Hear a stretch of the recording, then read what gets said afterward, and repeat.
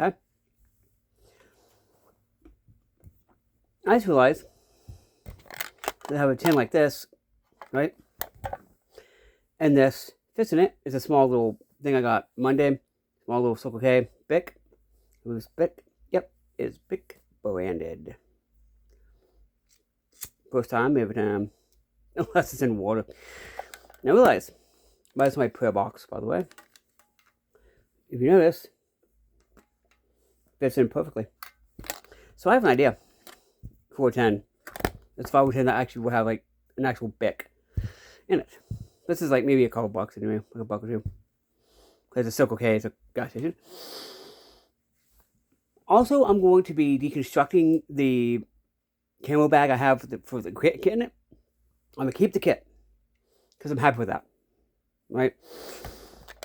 I have a tin I could use for this. Does this mean it can be refilled? If it can, that'd be great. Anyway, yeah. I have like 5 different projects I'm doing. Yeah. Anyway, that was the peace. God's force. We guess this. First box survival. I'm surviving the wasteland. God bless in peace. And don't let yourself become a spoiled war.